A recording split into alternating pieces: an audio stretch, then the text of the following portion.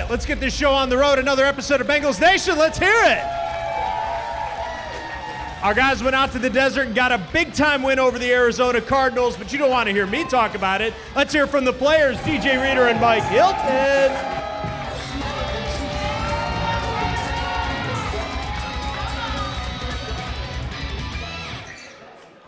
Fun trip out to the desert, guys? Yeah, it was a good time, man. We had fun. Did you have fun? I was watching on TV. I had fun watching it. All right, it was cool, a good time. Cool. Good warm weather, too. Good warm weather. That's good. It's going to get warm the next couple of days, and then you know how winters are. All right, DJ, we got to address the animal in the room here. Both wearing you. Take me through. What are these shirts that we're wearing? We got the Great Day shirts, man. I was able to partner with Cincy Shirts and get something made. Proceeds go to my foundation. So, you know, if you see a Grave Dave shirt and you want one, go out there and grab you one. Now we got to work on Mike's. Yeah, we got to work on Mike. What are we going to do, 21 questions? Ooh, that's a good one. Because he does do the celebration. He does the hands up. That's a good one. Somebody write that down. I like that one, DJ. Creative out here. Cincy Shirts, you need DJ up there. He's got good ideas. All right, let's talk about that game out in Arizona. You guys dominated top to bottom. What was that like out there? I know a little slow start for the defense, but once you guys clamped down, man, they couldn't do anything. It was really good for us, you know, just to feel like as a team we played like a complete game. There were still things we can obviously correct, but it felt good. It felt like we played off each other's energy, and when the other group needed to be picked up, we did a good job of doing that. All right, you guys both got kudos on that Cam Taylor pick six. Everyone liked that, right? Good for Cam on that pick six. Huge moment in the game. Cam says, Mike, you led him there and you got the tip and it was all through you. And then Lou Anarumo said, DJ, you had a big part of that too. Take me through that play. We'll start with you, Mike. It's just one of our dial blitzes, and I know offenses are worried about me blitzing so much, so I showed early, and it forced the quarterback to throw the ball quicker than he wanted to, and Cam made a heck of a play and changed the whole momentum of the game. DJ, when you see him get that pick, what goes through your mind? Just hoping he scores. I know he's super close to the end zone. I'm like, bro, he got to get in there. And then I seen him on the offensive lineman. I couldn't catch up to him, so I set a thing called the high screen, got him between him and Cam. Was able to get my boy in the end zone. I know it's still early in the season. We say this every week, but getting that win out there the way you guys did, that'd feel pretty good. Feel like a little momentum's going in your favor now? Yeah, man, it's always good to get back to winning. You know, you feel like us. It's a standard we've set around here, so it's always good to uphold that standard and just go out there and get it done. All right, we heard from these guys. Let's hear from the head coach, Zac Taylor, about the win in Arizona. All right, Zach, a fun play ride back from Arizona with the win. Just this win, how can you get a little momentum here and kind of have this do what it's done the last couple of years and go on a run? Yeah, it just gets us back into a rhythm, you know, that we expect to be in, playing with a lead, getting turnovers, finishing off drives. That was important things for our team to establish last week and carry over into Seattle this weekend. Of course, everyone's going to talk about Jamar's performance, 15 catches, a new franchise record. You as the play caller, when did you know that he was kind of on it and that he was going to have a big day? Well, we just tried to find as many ways to get him the ball as possible. I could not have told you how many catches he had at any point in the game. That was not on my radar at all. I knew T told me he was 8 yards away from 200 late in the game, but at that point it was a little too late for me to do anything about it. So, again, he made the most of his opportunities yesterday, and that was good to see. Saw the return of some explosive plays, you guys getting on the board early, the fast starts you talked about. Also saw Joe moving around in the pocket, able to use his legs a little more. How does that change your offense when he's able to maybe pick up a first down or extend some plays? Well, that's just, you know, anytime your quarterback can create like that, it takes some pressure off the structure of the play, because he can do some things that maybe aren't in the play call. He can scramble for first down. He can extend plays, allow him to get open. So again, Joe's always done a great job of doing a good job of that. I thought one of the coolest moments of the game, at the end of the game, you get Kwame Lassiter in there. He gets his first NFL catch in front of his home crowd where his dad played. He gets the game ball. I know you said that you weren't really scripting him to get that catch. Take me through the decision to have him active and get him out there to get that in front of his hometown. Well, he'd earned the right to be active based on T. You know, T wasn't able to go, so we standard elevated to Kwame because he's put himself in that position to be trustworthy and want to get him in there, knowing that he'd know what to do in case we needed it. And then late in the game, you know, we needed one receiver in the game. We were in 13 personnel. Troy Walters did a great job getting Kwame out there, and then Burrow kind of took it one step further and called the pass. That ended up getting him the ball on a run play. So that was all good to see. I was appreciative of everybody kind of supported him in that moment. It was a neat moment for him. Time for our first time out on Bengals Nation. When we return, the guys are joined by this week's special guest. It's defensive back and budding superstar Dax Hill.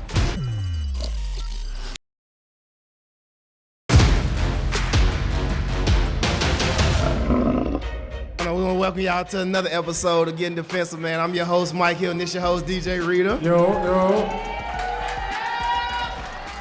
Today we got a real special guest, man. Y'all give a loud warm welcome to your starting safety, Dax Hill. Yes, sir.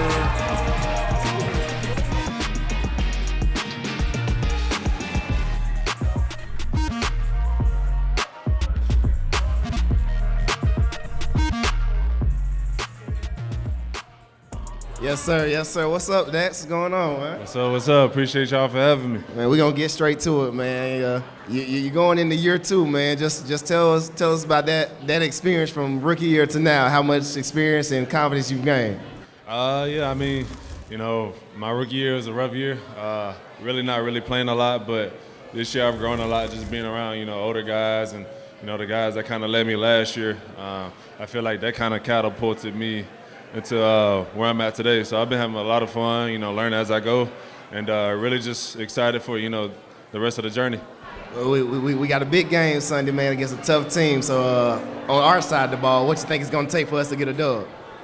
I mean, really tackling well, and then stopping 14 and 16. Really, that's the game plan. I mean, Metcalf, solid receiver.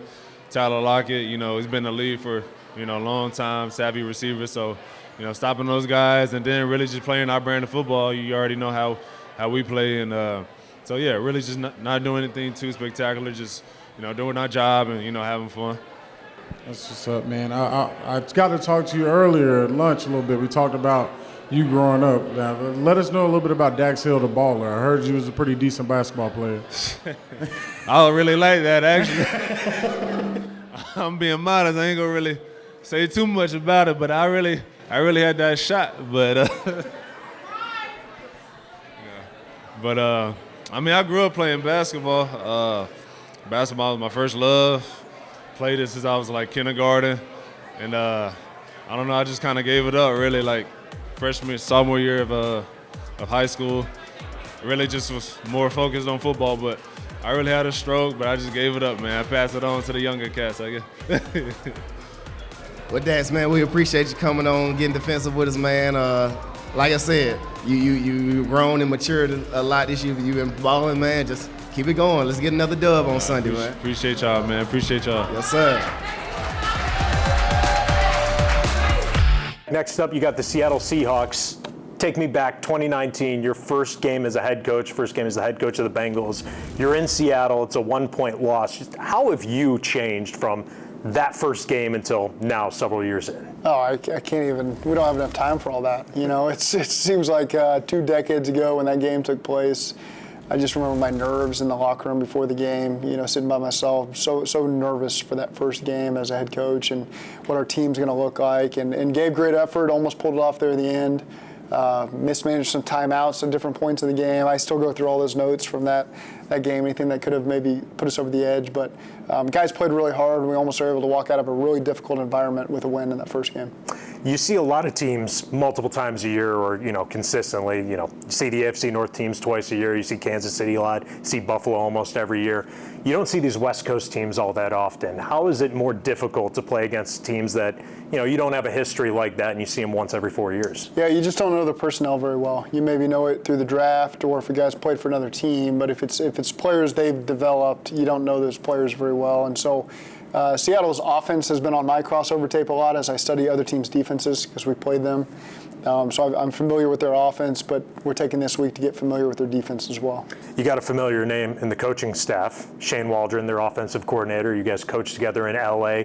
Tell me about Shane, and when you have a relationship with somebody like that, does that give you an edge because you know how they think, and you're like, I know him pretty well, and I think he's going to do this in this situation? No, it's been 5 years since we worked together, and that's like in dog years. It feels like it's 40 years ago. But Shane and I are close. Megan and Sarah are really close. I think our text chain's gone pretty silent since this game popped up. But we usually talk, multiple times a week, but this week we'll shut it down. And got a lot of respect for the job he's done. He's done a great job in the 2.5 years he's been there, getting a lot out of those players. They got a lot of talent on both sides of the ball there, so we got to work it out for us.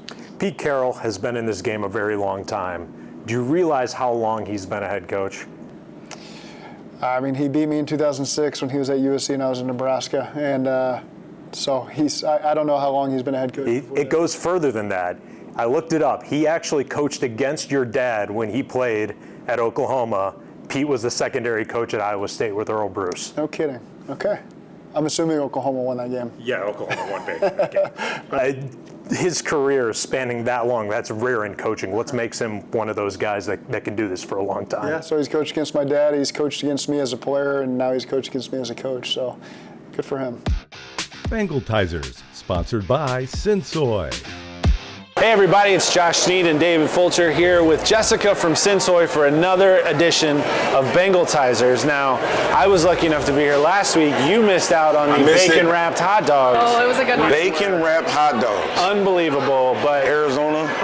Jessica's in charge today, and I think she might have topped it. So tell us about what we're going to be eating today. So we're playing Seattle this week, so I had to do a little bit of salmon. So we've got a smoked salmon dip. In there we use a little bit of our soy sauce and our soy sauce salt to be the seasoning there. A little bit of chili crisp on top, nice and creamy, some herbs. Very easy to make for everybody at home. Goes well with chips, crackers, veggies, whatever you want to do. Are we looking at some spices here? There's a little bit of chili crisp on top, so if you're scared. Do you mix it up? You probably want to mix it up a little bit if you could. You okay. could. You know, each choose your own adventure. I'm gonna try that. Yeah, all right, let's dig in here. Now, I understand if people talk to Sensoy on social media, they're actually talking to you. Is that right? That is usually me. Yeah, I run our social media. I do all of our content creation and recipes on there. I like to cook with lots of fun, creative ways to use our products, like this one. It's a little different. You wouldn't think to put soy sauce in a smoked salmon dip. Yeah, this is great. Yeah, I know. I'm like, we're good. Yeah, he's gonna take that one home. Sorry. Sensoy, check it out. Get it at Kroger. You can make stuff like this. You're on the right track. Save something. Sorry, Josh. I'm sorry. Save something for you. Yeah. That's some good stuff. Zac hits the Telestrator to break down the plays that made the win in Arizona oh so sweet.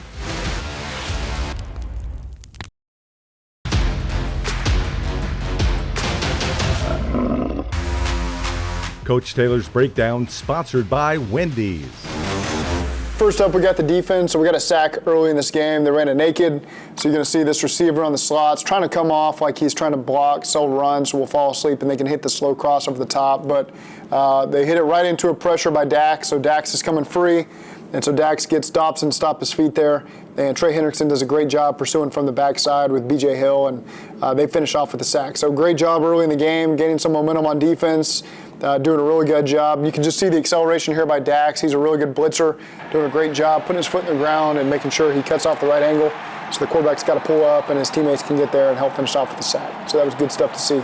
And then we're backed up right before the half. So you're going to see we're going to bring a strong safety pressure up here with Jordan Battle. We're going to play cover 2 up top. Cam's really the half-field safety down here, and Mike's the invert corner down here at the bottom, but Cam can feel the concept coming, so does a great job driving it. And so as it gets tipped up in the air, he does a great job. Cam's got great hands, great awareness, and does a good job finishing off with the touchdown. So anytime you can get a pick six or turnover for a touchdown, you got a great opportunity to go win the game. So that was really good to see here from our defense. So I stepped up after the offense got stopped in the goal line, did a great job, great hands by Cam, and really nice job finishing that off with 7 points right before the half. Okay, then you're going to look at another play here late in the game. Again, you can see we're trying to sell a single high look down here with our safeties rotated that way. We're going to end up getting to a cover 2 look. So you're going to see both safeties get some width there, play cover 2. And you're going to see Jermaine, I'm sorry, I'm on the wrong clip here. This is a great job by Trey Hendrickson here beating the tackle. And you can see they're trying to help the left tackle with the back coming across on the chip. But Trey gets so high, the back can't get across to help. And so he's caught in a one-on-one situation with the tackle. Great job creating that. Good job by Sam Hubbard recovering. Awesome job. Anytime the ball's on the ground, we got to make sure that we get a clear recovery. And then on this 4th down, you're going to see Jermaine Pratt here with a great pick. So again, Nick Scott's doing an excellent job here in coverage on 4th down. They try to throw it to the tight end. Tight end tips it, and Jermaine does a great job. Tips and overthrows. We say we always got to get those. And so really nice job here.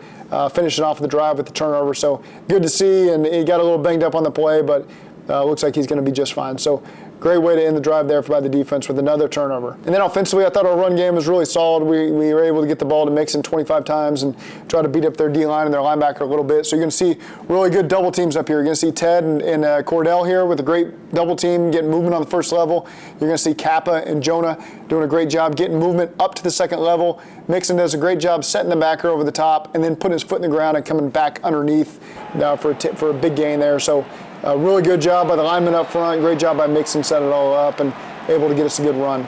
And then this is a third down play you're going to see. They do a good job. They're presenting a kind of a 7-up look here. So Joe's going to get us to a 7-man protection. We've just got double go here with TB in the middle read. So he's going to read middle field open, middle field closed here. TB does a good job bending it across there as he sees he can't run by that quarter safety there, so he flattens it. Joe does a great job finding him for a big third down conversion that got us going. So again, really good communication here up front, checking the protection versus the looks they got. Good job by everybody picking it up. Good job resetting in the pocket, and excellent job by TB making himself available for a big catch. And then two more plays here. You can see this is the touchdown to Jamar. Really good. It's a full cell wide zone action with Irv coming across and blocking the backside. TB is going to take the edge off that defensive end to make Irv's block a little bit easier.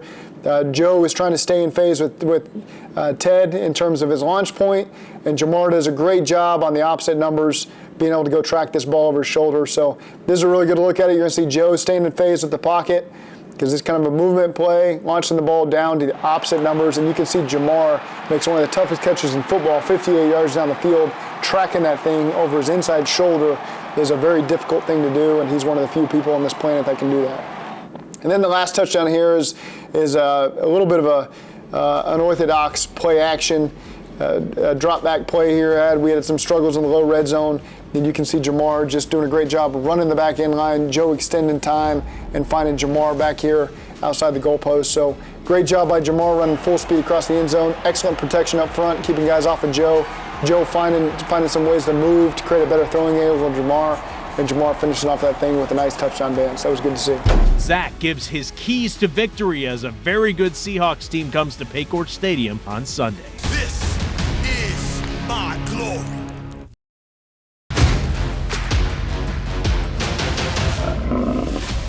Game day matchup sponsored by Gold Star. For our matchup this week, it's the Seattle secondary, specifically Jamal Adams, against the Bengal wide receivers. This is a very talented Seattle defense, and they're led by Jamal Adams, who's one of the best, if not the best, safety in the entire NFL. Now that he's finally healthy, this secondary will have its hands full, stopping the Bengal receivers, and if they can get a few turnovers, that could be the recipe for a Bengals loss at Paycor Stadium.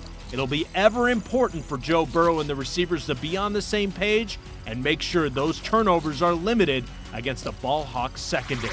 And the guys catching passes in the stripes know all too well what Jamal Adams is capable of. I think a lot of the league obviously knows his strengths. You know, he's a downhill defender, you know, a bigger body guy who wants to stop the run.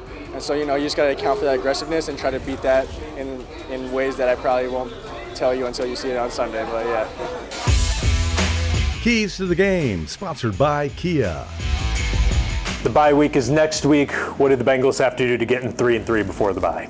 Got to win the turnover battle at home. Capitalize on early game momentum. You know, I thought last week getting up 10-0, feeding off each other was critical, and we got to continue that against Seattle this week at home. No Bengals Nation next week because of the bye week, but we're back after that every Wednesday, 6:30 at the Kroger OTR Eatery in downtown Cincinnati, and you can always watch the show on your TV home of the Bengals, Local 12, Saturdays at 11:35. Dax didn't start last year, was a rookie, now thrust into the starting position.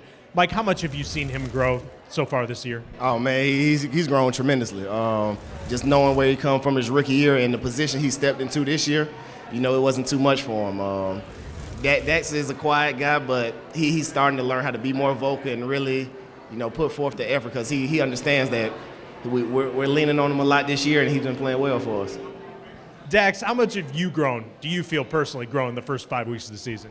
Yeah, really just, you know, being myself, flying around. That's something that I've always done and, you know, took pride in, just being myself and really just, you know, having fun with these guys. I mean, these guys been, you know, in the field for a while now, so it's, you know, you have that, there's not really pressure, but, you know, coming into a system and a defense that guys they've kind of already molded into themselves, and really I kind of want to eventually get to that point.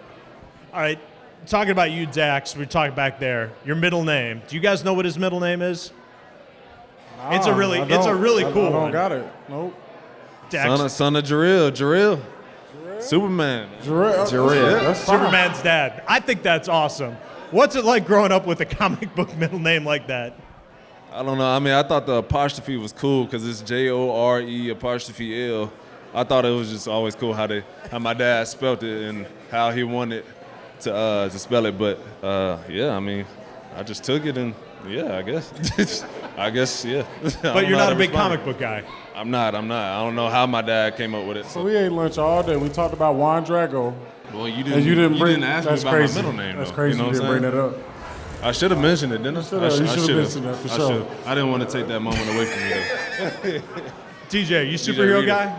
Huh? You superhero guy? I'm a superhero guy. I got my favorites. I like Give me Spider-Man. your favorites. I'm a big Spider-Man guy. I'm not a big fan of Batman. I'm not gonna lie. No, I don't think he's really a superhero. I'm with you on that one. He's just rich. He He's got just toys. rich. That's all it is. And then who is he fighting? He not fighting. We can get into this later. It's later. Mike, what about you? Who's your guys? Would you consider the Hulk a He's hero? a superhero, yeah. Okay, all right, cool. Well, yeah. He's got powers, doesn't he? If I had, yeah. He More does. than just being rich. If I had to say so, it would be the Hulk. I always The loved Hulk? the Hulk growing up, man. Okay. So we got two guys without superhero names that are big superhero guys, and then Dax. You learn all sorts of new things on Bengals Nation, don't you, folks? All right, you got the Seahawks with the bye week coming up next week. What's it like the week before the bye? Do you have to kind of extra focus because you know you're going to have that time off, or is it just another week, Mike? It's honestly a little bit of both. Obviously, you want that break to kind of physically and mentally reset, but you also want to go into that break on a high. So we know if we go out and take care of Seattle Sunday, that'll be a good bye week and kind of give everybody that moment to reset and get ready for the back half of the season. DJ, you like the early bye, or you want one a little later in the year? Don't really matter to me. I mean, it's not too early. It's a good moment. I think us being able to build back some momentum, get a dub this weekend, and go into the bye going even, that'd be great for us. All right, well, we'll see them Sunday in Seattle, or against the Seattle Seahawks, trying to get back to 3-3. Remember, no Bengals Nation next week, but thanks so much for coming out here at the Kroger OTR Eatery for Bengals Nation.